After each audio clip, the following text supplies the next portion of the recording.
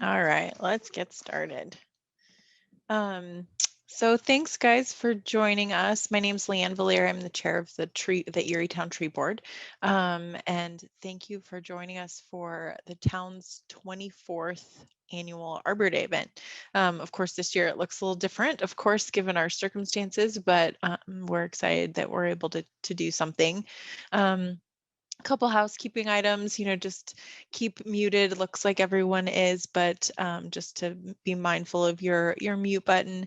And then there will be an opportunity to ask questions at the end. So feel free to use the chat function and ask any additional questions during the presentation.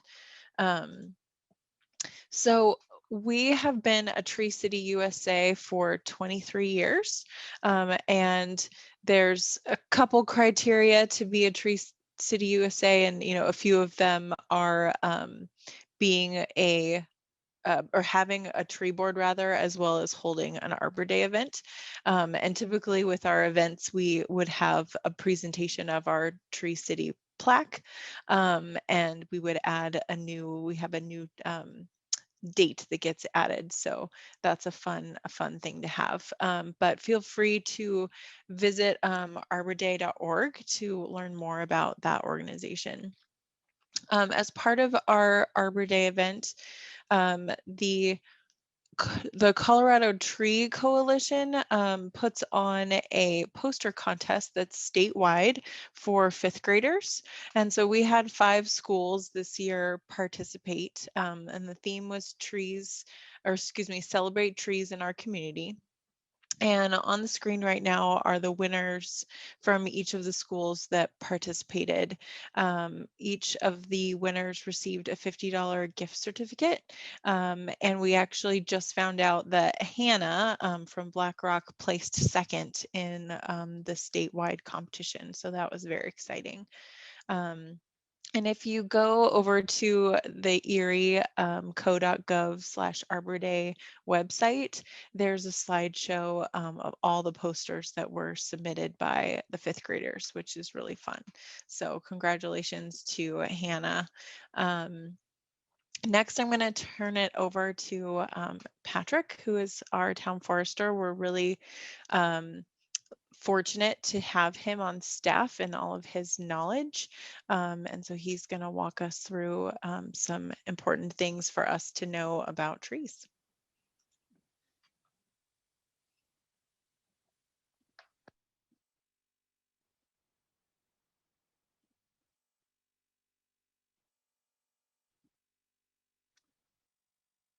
All right, thanks, Leanne.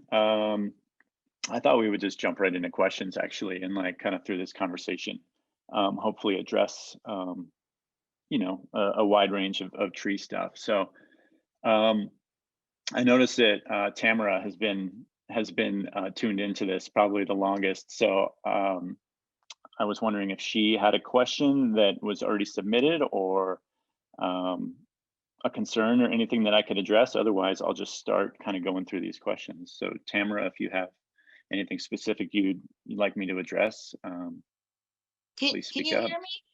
I can hear you. Yeah. Yeah. Okay, I'm really new to Zoom. I do Teams at work, so I know that by the back of my hand, but not Zoom. So I apologize. Okay. You know what? I don't have a question from something that I sent in, but I do have a question for you. So thank you so much for asking. Sure. So Aspen situation. I actually had Mike McGill out to my yard a couple of years ago, and he gave me some really good tips. I've got a lot of aspen and a lot of blue spruce, 40-foot blue spruces. But what has happened with the aspen is they've gotten the disease where you see those nodules in the aspen branches. It's kind of, am I right that I've been told that there's like an insect in there that is incubating and then it eventually kills my aspen? Because I've lost all my aspen and I started out with 10 of them. Okay. I think you're probably referring to oyster shell scale. Is that correct? Is that what Mike told you? And maybe that's what he told me was the nodules, and the nodules are wasp or some sort of insect. So it's a nodule. Yeah, and then the aspen, the aspen starts to grow and it looks sharp and pointy. It looks like it's not normal. So all my aspen trees, like right now, are sharp and pointy at the top. So they're not normal. Okay. All right. So it's some sort of a gall. Yeah. Yeah. Okay. Yeah. So with those, typically, like, galls usually aren't like fatal to the tree. It's usually more of an aesthetic issue. Oh, You okay. know, aspens are tricky. They're really hard to grow, like down here in the Front Range. I mean, it's not quite their like natural habitat, so they're kind of host to all kinds of, insects and diseases and just various issues. So without actually like seeing the aspen trees, it's kind of hard for me to say what exactly is going on. But I can tell you that, like, the galls, they appear in the twigs, and they kind of like, it's almost like a tumor, like in the twig. Is that kind of what you're seeing? Absolutely. Yeah. Yeah. Yeah. And like I said, that's usually with galls, kind of on any tree species. It's usually just an aesthetic issue. Okay. It's, yeah, like a wasp will basically kind of get into the twig, and through a chemical, it will that chemical will kind of cause that growth to occur, and then that, the wasp will basically lay eggs inside that gall. Okay. Yeah, so that's kind of what's going on there. Okay. So Like I'm going to leave them alone. From what you said, I will leave them alone, and we'll see how the health of the tree, remains. But in the past, I thought should cut these off. So I'm like cutting all the galls off, and I'm like, okay, now there's nothing left of the tree. So, right, okay. right, yeah. Like I said, it's typically an aesthetic thing. If you want to put your email in the chat, I can send you a little bit more information about that gall if you like. Oh, I love it. Cause it's ongoing since I've been living here. So, okay, I will do that somehow if I find out how to do that. All right. Or I'll contact you separately. So, but yeah. Yeah, Thank yeah. you. You could find my email on the town's website, or you can email our parks admin staff at parksadmin@erieco.gov, and Okay. they will be able to direct your email onto me, and I can get you more information about that gall. Okay. Thank Tamara, you. Tamara, do you know about how old your aspens are? So the first batch, those aspens were probably about 15 years old, and I lost them. I just helped my neighbor bring down his aspen that were probably about 15 to 17 years old. Okay. So that sounds about right. I was just gonna say that we're finding that in the Front Range, aspens only live about 15 years. Yep. So unfortunately, that sounds about right. Yeah, it's like Orchard Glen we're a little bit in an older neighborhood, thus where everybody's planted their aspen at the same time. And now, we're losing everything. So you're losing them all at the same time. Yeah, and that's another point is when it comes to transplanting, okay, I don't want to go with aspen anymore. Am I right that there's a similar sister tree to the aspen? Maybe like why am I thinking like a white birch or something that maybe we should be planting instead of the aspen? Any thoughts on that? I actually wouldn't plant anything related to an aspen in your yard. Aspens are in the populus called or the genus called Populus, which also has like cottonwood, and you might be thinking of silver poplar instead of the white birch, because it does have a very like white bark kind of up top, and the undersides of its leaves are really white. These really aren't good trees for planting like in the landscape, like in your yard or places like that, because they just tend to they're just not very good trees, honestly. Like they tend to fall apart over time.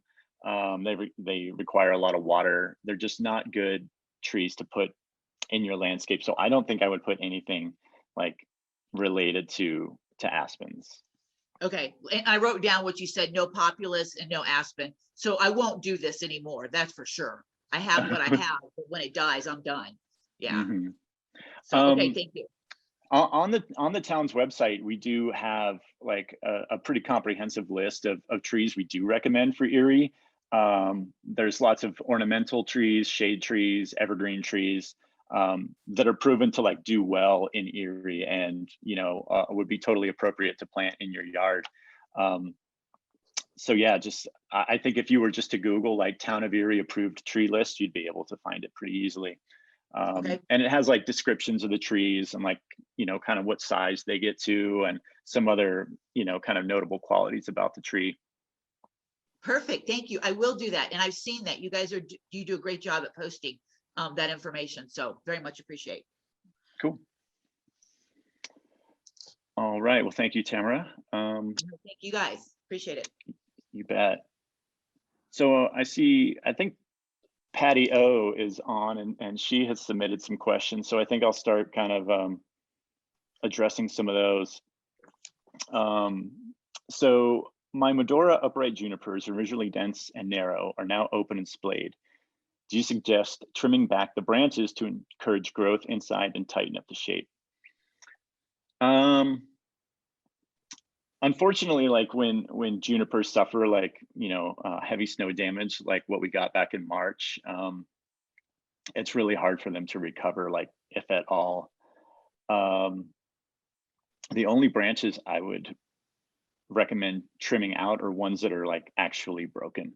The ones that are kind of bent, I don't know if there's really a tremendous amount that you can do for them.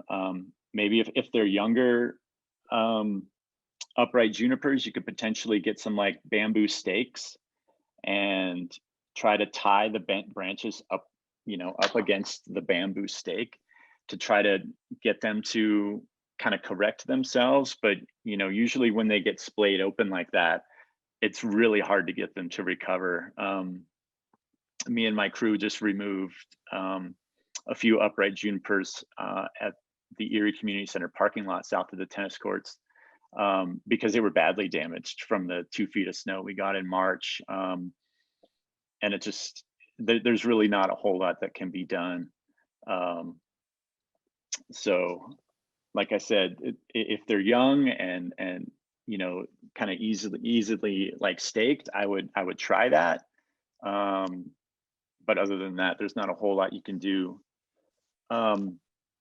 And also like going forward to prevent that from happening, if you have other junipers that maybe didn't get splayed like that, something that people recommend doing to junipers, upright junipers, is to like wrap them in the winter time, which involves kind of wrapping the juniper in burlap and then like kind of wrapping a rope around that to keep the burlap in place. So you're basically making like a juniper like burrito, with like the burlap being like the tortilla that kind of wraps it. And then you, like I said, you tighten some rope around that, and that can keep them from splaying if there are heavy snows. So Patty, do you have any like follow-up questions to that or comments you want to make? Or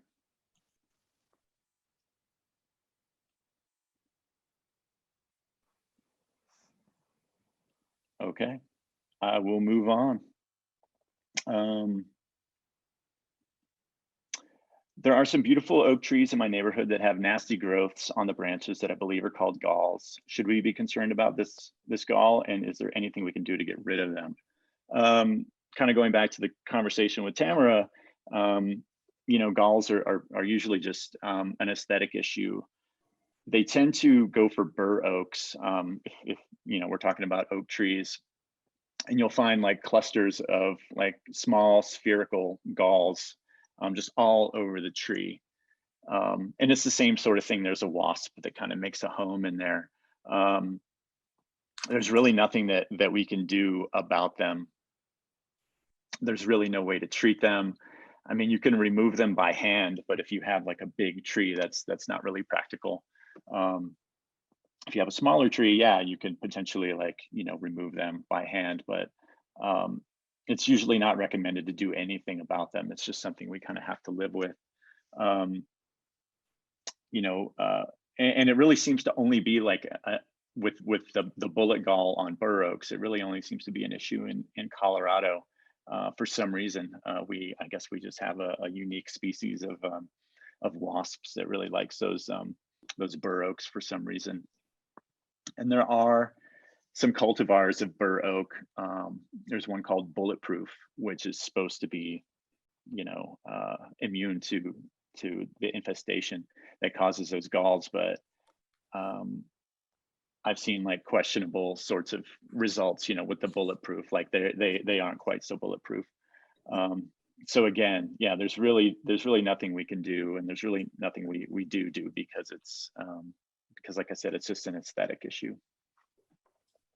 Thank you. Sure. All right. So Leanne asks, what are some favorite trees for smaller yards? So yeah, I've come up with a few that I'm really liking, that I'm starting to plant in Erie. First is this emerald sunshine elm. It's a smaller statured elm tree. It's, you know, it's supposed to get to a mature height of 35 feet, which is a lot smaller than, you know, other elm varieties, you know, that can get to be, you know, 60 feet, 70 feet tall. So this is a more compact elm that I think is more suitable to, you know, to Erie sized yards. It has this, the leaves are supposed to emerge like this kind of bronze color, and then turn into kind of a deep glossy green. And then in fall, they're supposed to be like some yellowy fall color. So I just started planting these last year in Erie. So I don't, you know, I really haven't seen what they can do. But I'm hopeful that this will be a, you know, a tree that we can plant more of in Erie. And I bought some more to plant this year at Clayton Park, which is a brand new park in the Erie Highlands. So I'm really looking forward to see, you know, how this tree performs, and I'm hopeful that it'll be cool, like a cool tree for Erie. Another small tree I like, and this is kind of an old standby, is the thornless cockspur hawthorn.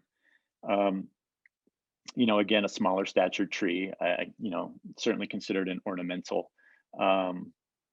But these things are tough as nails. They can really tolerate pretty much everything that Colorado can throw at them as far as, you know, weather and weather events.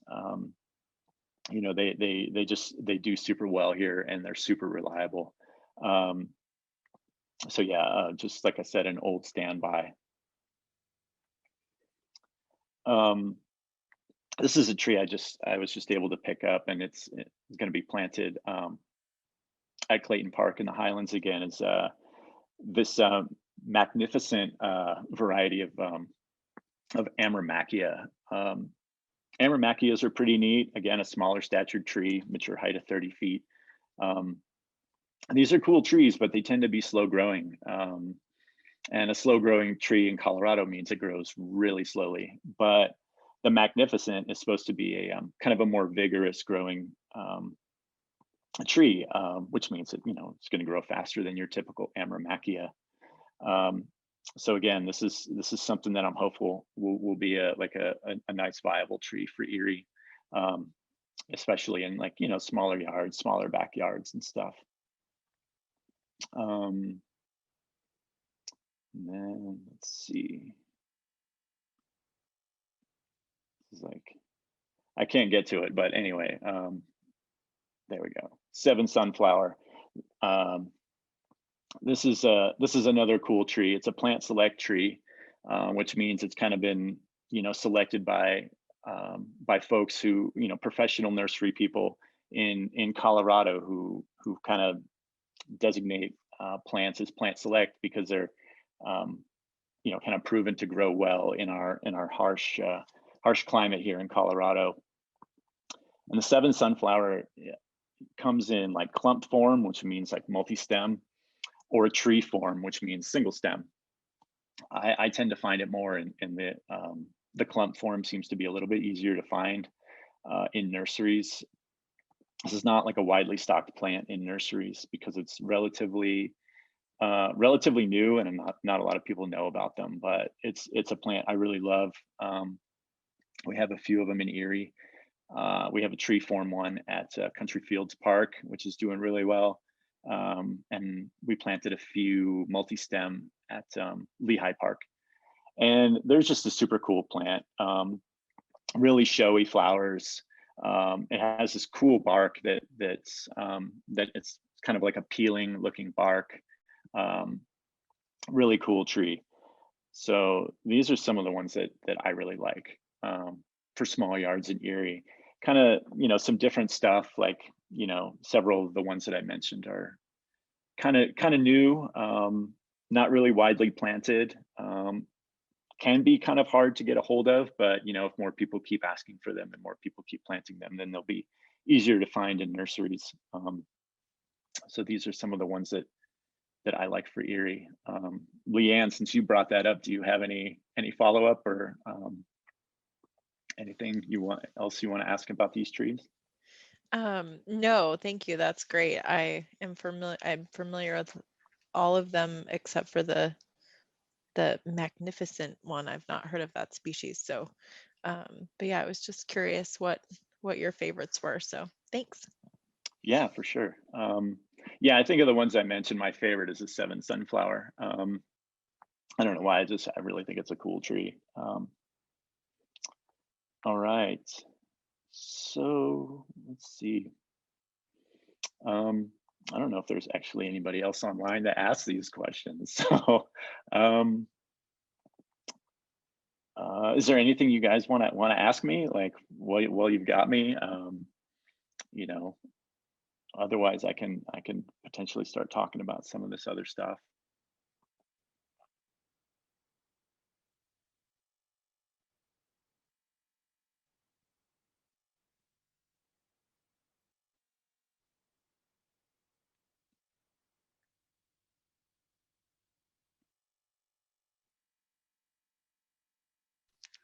All right. I think I have one. Okay. So back to my blue spruces. Yeah. Just recent, so really, I don't like to cut any branches at all. My blue spruces are really down to the ground. So basically, I mean, they're big guys and they are very full and they're full to the ground. So recently I have started cutting some of them back. So I have a little bit of, I guess they call it like a skirt.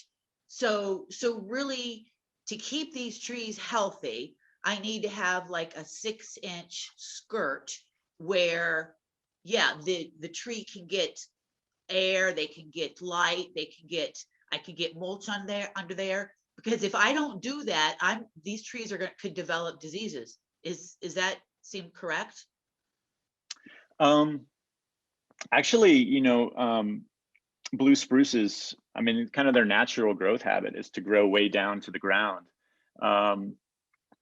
And typically with spruces, like, or, most evergreens, like they shed their older needles, kind of from inside, and that can potentially become like the mulch for the tree. So I wouldn't really worry about trimming those up. I mean, if it's, if having them down to like all the way to the ground, like disrupts, like, your like lawn mowing or something like that, you may want to raise them up a little bit. But typically, like, it's not recommended to raise up spruce trees.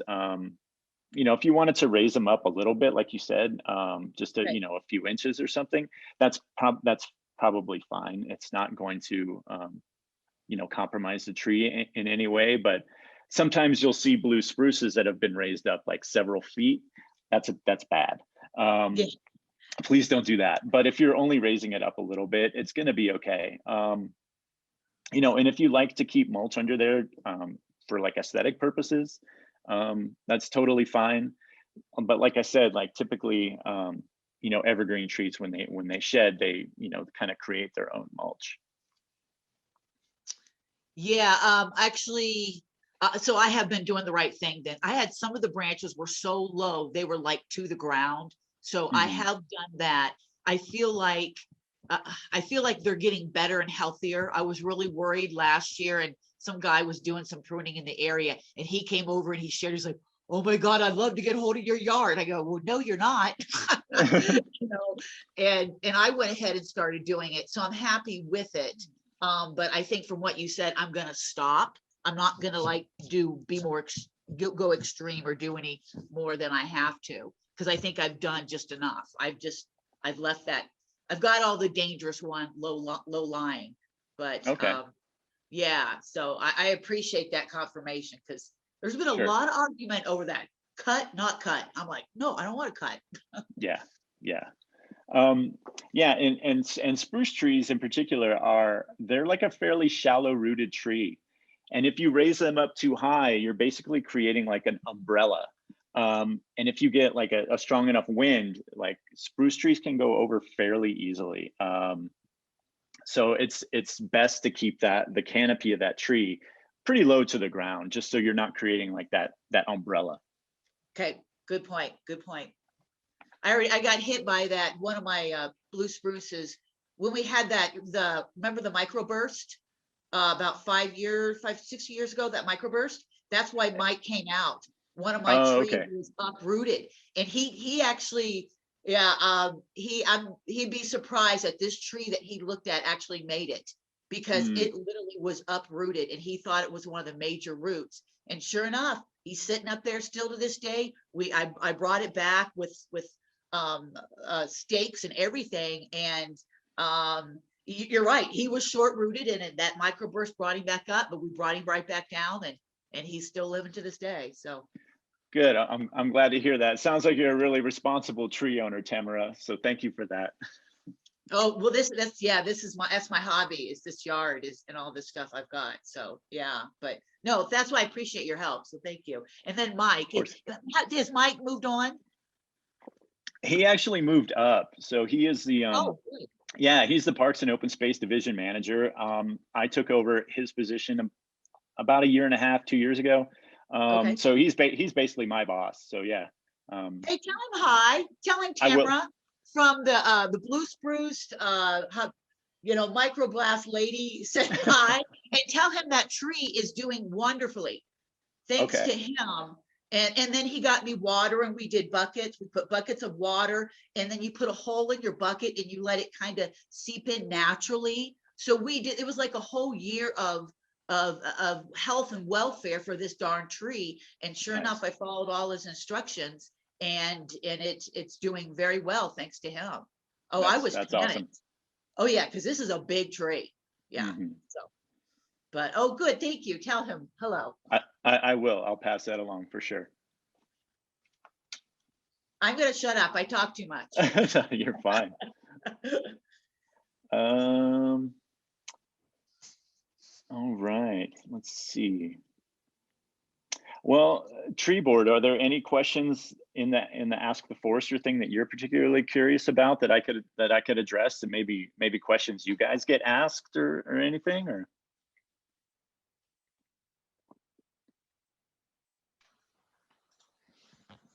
Um, I think the most common questions we get are a lot of times about trees in the tree lawn and drainage, and because of course all of the subdivisions are graded so that the water drains into everyone's side yard and then usually out the front. And so I think that sometimes we get questions about what to do with trees in the tree lawn. So, and I think then we see people damaging them with their lawnmowers and stuff. So maybe you could speak to kind of best practices for just keeping trees healthy in general, like with winter Sure. care as well as summer care.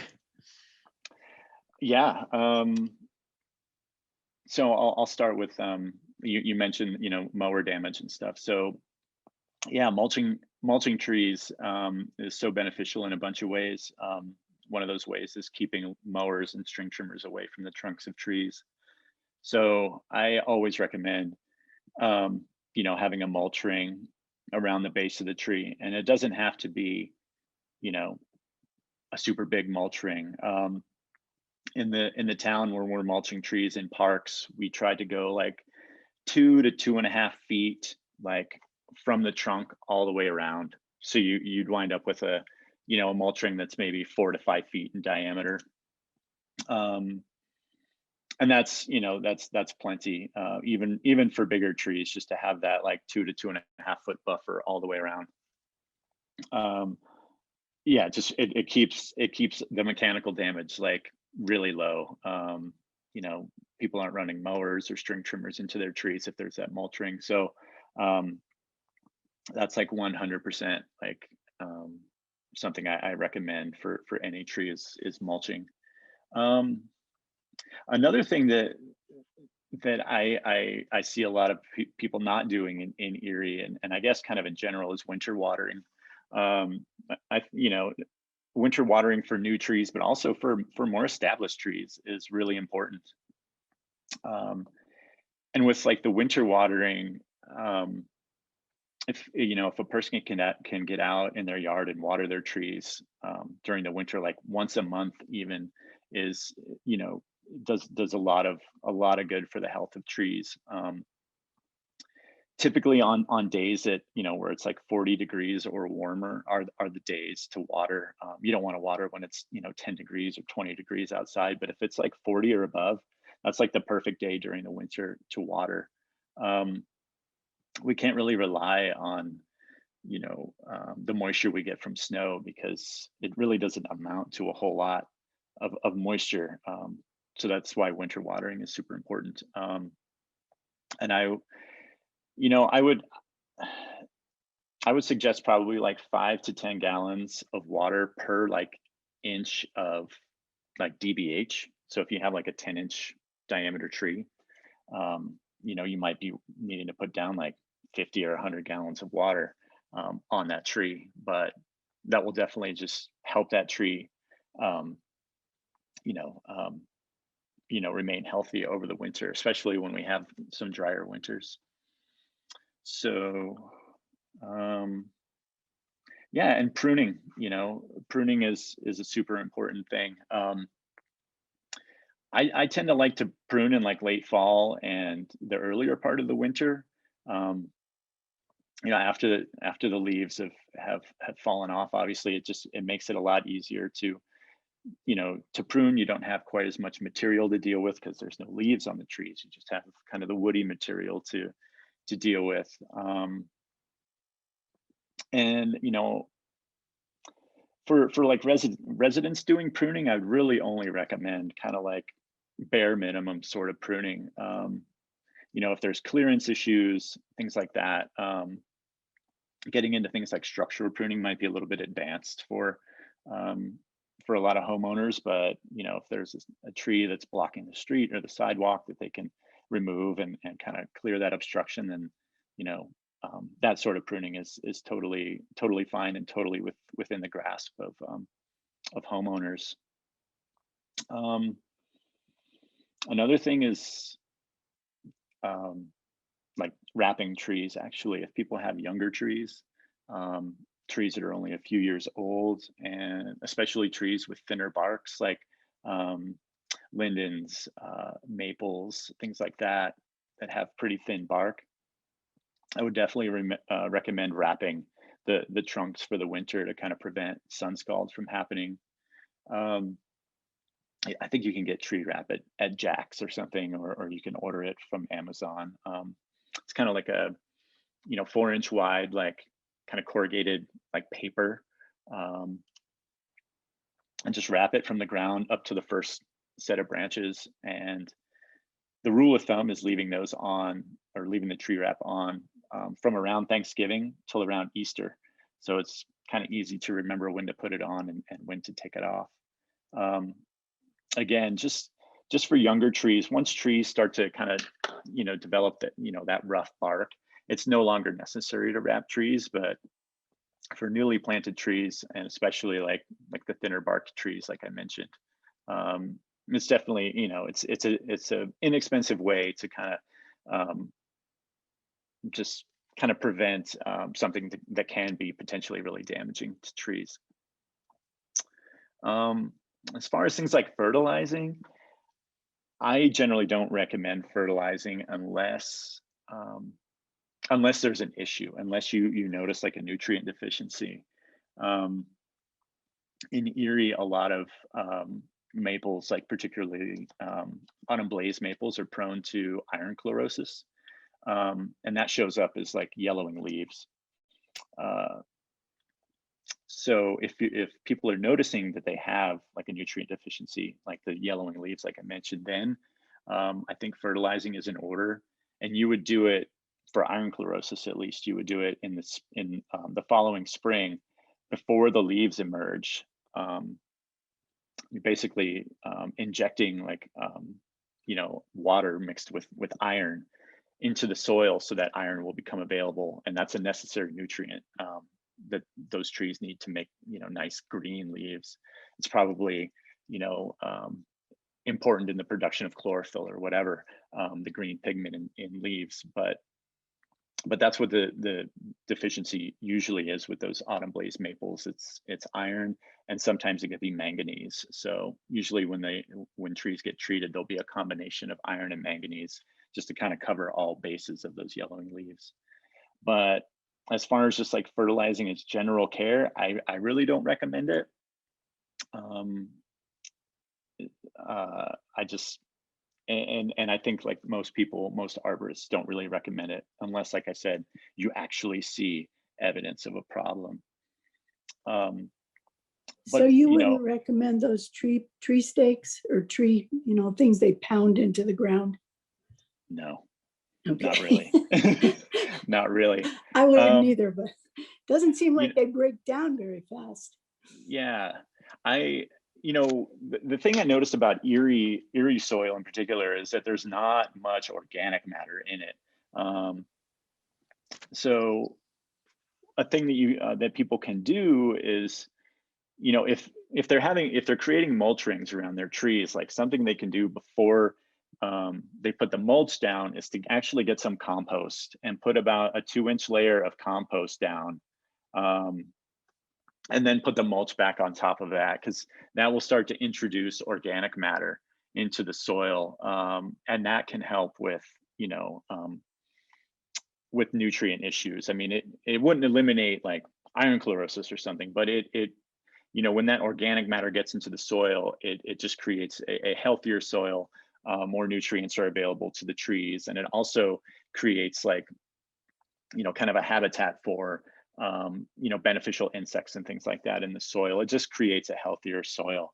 So some composting, when people are planting like new trees, you know, adding like I said, like an inch or two just around, you know, the planting hole, and then putting mulch on top of that can be super beneficial to kind of improving the quality of soil.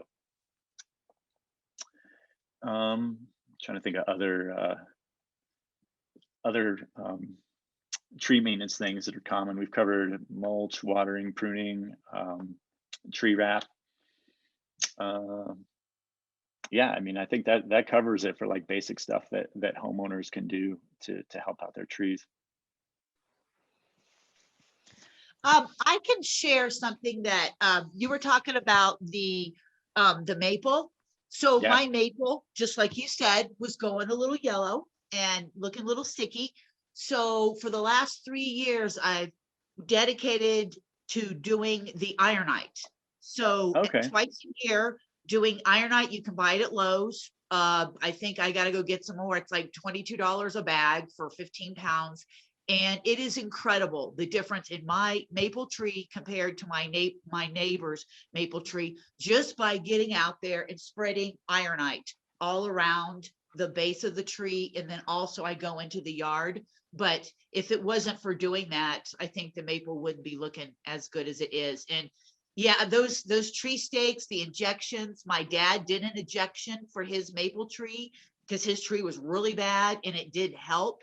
But if you're maple tree is okay and healthy, just keeping up with that Ironite supplement, pure Ironite at the Home Depot can work. And because I'm Okay. trying to keep the cost down because it's so expensive. Those injections are expensive.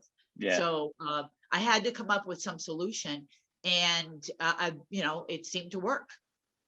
Just throwing it out there. Okay, well, cool. Thank you. Yeah, we treat a lot of trees in Erie for iron chlorosis. We have a whole bunch of maples at Arapahoe Ridge Park that are prone to iron chlorosis, and but we have all this fancy equipment where we can go out and we have a soil probe that we can plunge into the soil and inject iron that way. But that's not really practical for homeowners. So I'm glad to hear that there's something that you can get at Home Depot, like you said, Tamara, and that's easy to apply.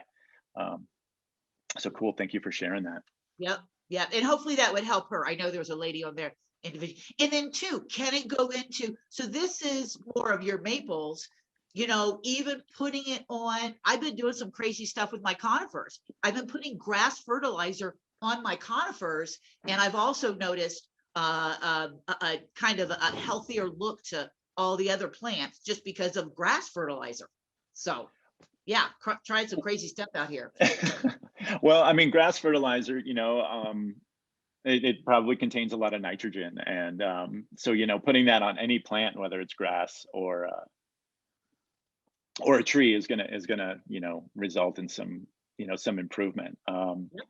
The thing though with nitrogen on trees is that it can create like some vigorous growth, and when you get like growth that is too vigorous, you can kind of get like a spindly look. Maybe not on a conifer, but definitely on a deciduous tree, you can get kind of a spindly looking look to the trees if you're giving them too much nitrogen and things are just like growing like crazy.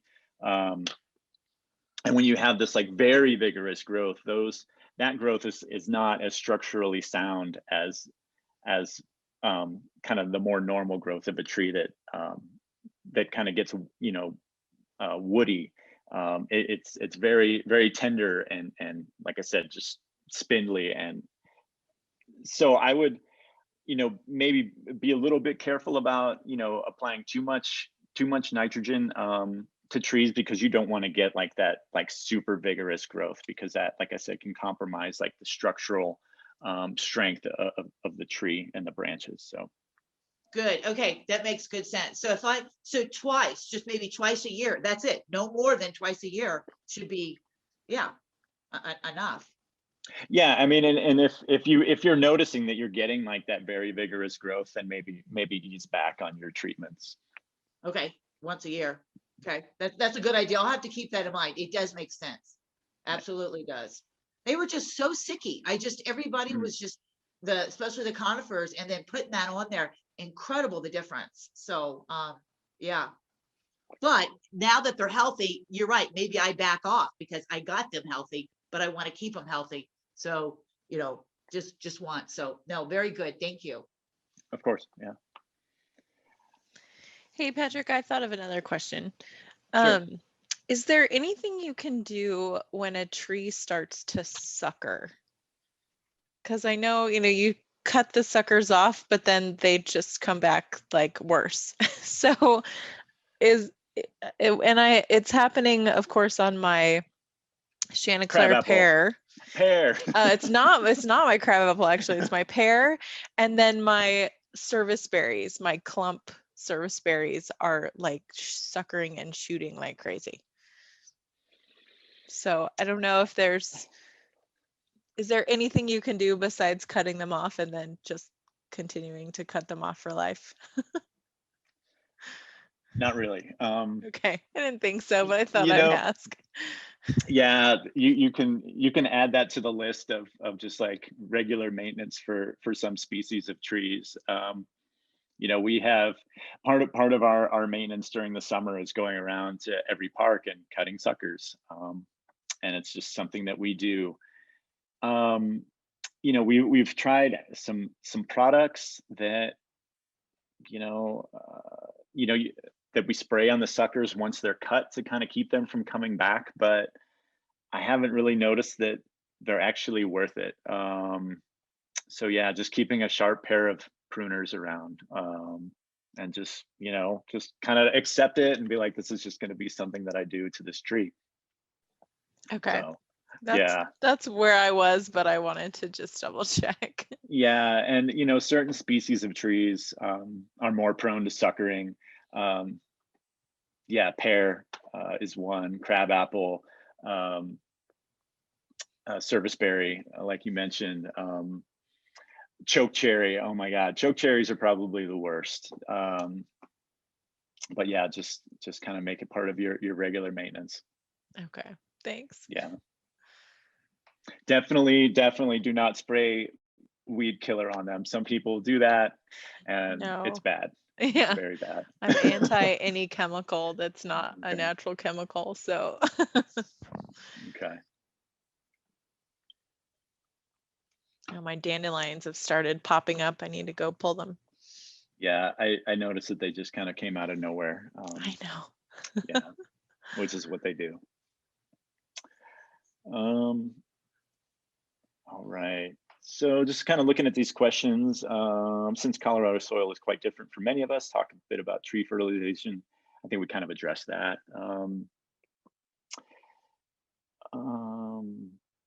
Got some junipers that are splitting. We addressed that. Fruit trees. Let's see, I planted several fruit trees when I moved into my house 6 years ago, including a pear, cherry, plum, peach, and 2 apple trees. We lost the peach over dry winter. The plum is doing great. That's good.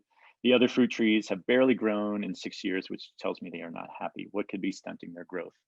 Lots of things.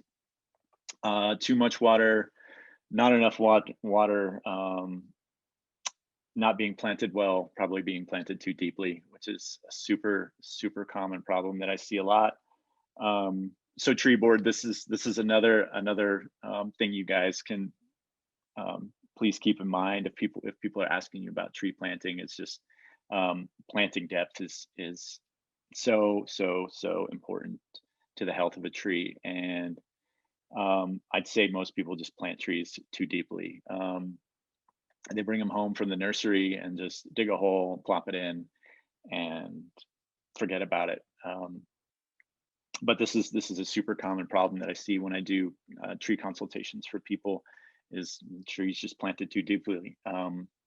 So what we recommend, just kind of standard best management practice, is finding the root flare of a tree, and that's where the trunk basically turns to root, and you probably have to dig a little bit to find it.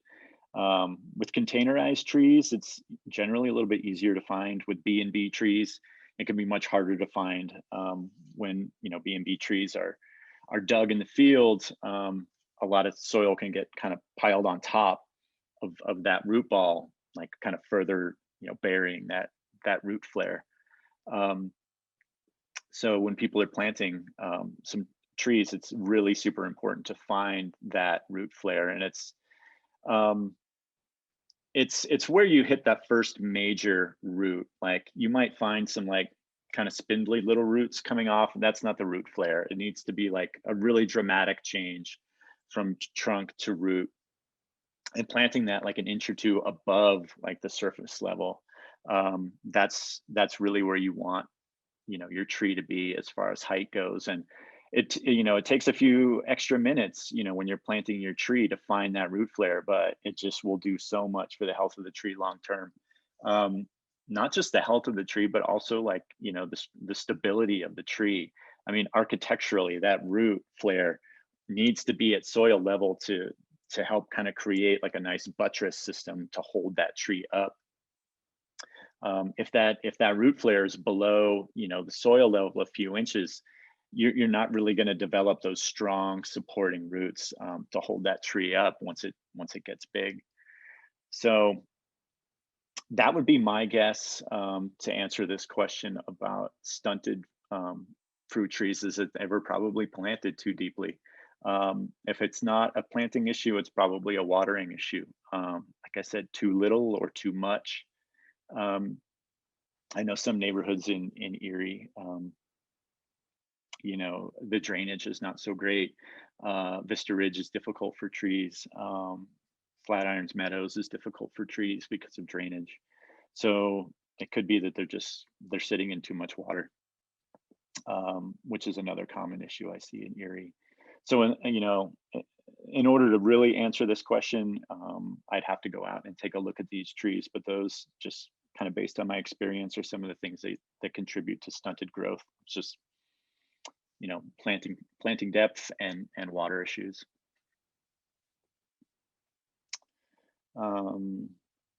Here's another fruit tree question. Is there a way to recover an overgrown, unkempt peach tree? If yes, what are the key characteristics to look for in a tree that can be saved and made fruitful and nice looking again, and what should be done to fix it? Pruning fruit trees is like kind of a totally different like skill set than pruning, you know, trees in the landscape. But I do know with fruit trees, especially homeowner fruit trees, that like you really try to keep them small so that you can harvest the fruit without getting on a big old ladder or anything. Typically you want, you know, your tree to be, I don't know, probably no more than like 10 or so feet tall. So, you know, even if you did have to get on a ladder, you wouldn't, you know, be getting on a very big ladder. Peach trees, they will fruit on the second year growth.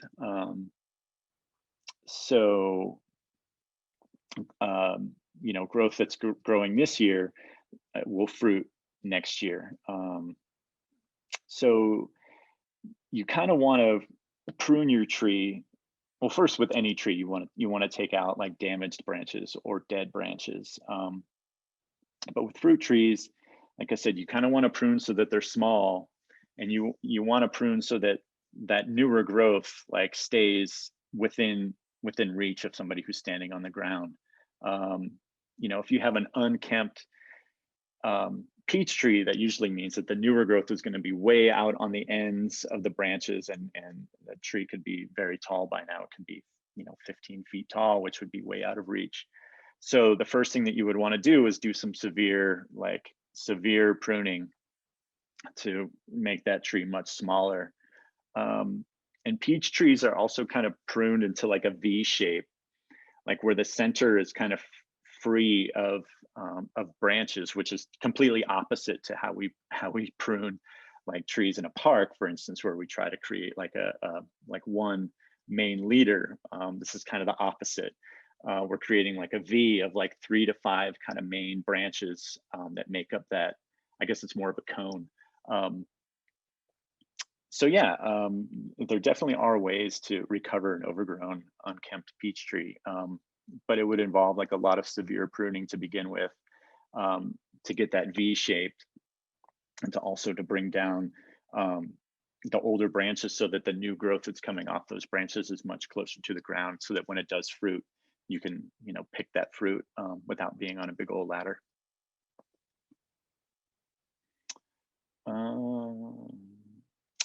I'm wanting to replace our street side trees. They are English oaks with a tall spruce, like an Italian cypress, or I'm going to assume this is weeping white spruce instead of wheeling white spruce. Something that doesn't obstruct sidewalks or street side and has deep roots that won't damage sidewalks. I actually wouldn't recommend either of these trees for street tree planting. Pretty much any evergreen at all is not recommended for street trees. So tree board, this is another good one. If you guys get questions about what's good to plant in a street tree, definitely not evergreens. And the reason is because, you know, there are neighborhoods in Erie where the tree lawn is, you know, 3 or 4 feet. And when you bring home your little, you know, your tree from Home Depot or Tree Farm or whatever, it might fit in there, but in a few years, it's gonna grow out beyond the limits of that tree lawn. And in order to, you know, keep it from obstructing the sidewalk and the street, you're really gonna have to disfigure the shape of that tree. So please steer people away from planting evergreens. Go ahead, Leanne. Oh, I was just saying another thing, just another reason to avoid evergreens is that in the wintertime, especially if they're on the south side and casting the shadow on the north side, then the sidewalk becomes really difficult to maintain from a snow and ice standpoint when there's no sun to melt it. And so that's another reason to avoid evergreens. So that's a really good point. And we actually, we kind of revamped our median planting parameters in Erie, and we don't allow evergreens for that very reason. Is because, yeah, like, you know, the snow that persists can persist for a long time if it's on the north side of those evergreen trees. So that's a great point, Leanne. So yeah, an Italian cypress, I don't even think that grows in our zone. And then a weeping white spruce, they're kind of cool, but I don't think I would plant them in a street, in a tree lawn, just because of the reasons we mentioned. Like they will grow out beyond the limits of that tree lawn and need to be kind of disfigured in order to, you know, not obstruct anything. And then, yeah, as you mentioned, Leanne, they will also make it harder for you know, sidewalk maintenance with regards to snow. So shade trees are really what we recommend for planting in the tree lawns, because you know, they grow large, and you can get that canopy up above the sidewalk and the street, so that you're not constantly having to prune the tree and disfigure the tree. Like if you were to plant like an ornamental tree, for instance, those really aren't great to put in street, you know, along streets as well. Is because, you know, they'll grow wide, but they won't grow tall, and you'll wind up having to, you know, kind of prune that tree, and that will, in a way that will really detract from like the beauty of the tree. So that's why we recommend like shade trees generally for street tree planting. And again, our approved tree list for Erie does say, you know, if a tree is good for street tree planting or not. So if you guys know where to find that, there's definitely lots of options on there, and it will denote whether it's good for or suitable for planting in a tree lawn as well. and a link to that list is in the chat. Cool, thank you, Leanne. So I think we pretty much covered all the questions that have been submitted on the Ask the Forester thing, and some, you know, some additional questions that Tamara had. Thank you very much for bringing those up, and really contributed to the conversation. So thank you, Tamara. Is there anything else we want to talk about, or it's a little past 11? Thank you both for doing this today. This is a good way to start the weekend, because I have to go do yard maintenance. So you're preparing me. Nice. Hopefully it'll warm up a little bit more for you, but at least the sun isn't out, so you won't get cooked out there. Exactly. That's why I've got a lot to do today. This is a good day because tomorrow's going to be warm and sunny, and I like cloudy days. Thank you both. This has been great. Well, of course, we miss seeing everybody in person. That is always fun. But, you know, we got to do what we got to do during COVID. Well, yeah. I mean, Tamara, I still do in-person tree consultations, just like Mike used to do. So if you want to have me come out and take a look at your trees in person, I'd be happy to do that. That would be awesome. I did put in a ticket for Lynn Morgan water treatment plant. I am. Oh, was that you? Okay. That's okay. Me. When you come over there. Okay, so this tree that I'm worried about, it's a conifer, and I sent pictures. So if you want to peek over the fence, that's my yard. And actually, I am remote, so I'm actually here. But the fact that tree is, yeah, it needs some, so you'll be there to look at it. But you're welcome to to peek over and see what I've been doing out here with all this mess, but I really appreciate that. Okay, yeah, I've been meaning to get out there. It's on my list, but we keep getting these snowstorms that kind of diverts me to do other things. So, but I do fully intend to get out there soon and take a look at that tree. Yeah, good. Well, I really appreciate. I just and no telling what Stanley can see half of him because of my fence, so I don't Right. know what the other half looks like. And there's quite a other, some other. I mean, you're gonna have a day full out there, kind of looking around. But yeah, that would be awesome. Okay. All right. And if you ever want to plant more trees out there, man, you can count me. I will help out. I 5 years ago, I said, we need more trees here in the Lynn Morgan water treatment plant. There's a new area where they're developing the new water treatment stuff, that it would really be nice to landscape with more trees. And I would be, I could ground up some neighbors and we'll come out there and help you dig and everything and make it on the cheap. All right. Yeah. I'm kind of waiting for him to finish tearing everything up so I know where I can actually put some trees. Okay. It So seems- you it have it on seems- your plans then. I mean, yeah, I want to plant trees, pretty much anywhere I can. Okay. And I know that, we can certainly use some out there. But like I said, they're just, they're tearing that whole place up. It Oh, seems yeah. like so. Believe yeah. me, I hear it. I see it daily. Like, you guys All are right. killing me. But yeah, so peek over, or Okay. actually you can even just, because I am remote, kind of, knock on the door or something, but I'd be happy to. There's always stuff going on, so that would be cool. Okay. All right. Sounds good, Tamara. All right. Well, do we want to talk about anything else, or should we wrap it up, Leanne? Yeah, unless anyone else has a question that they want to discuss it, we can probably call it a morning.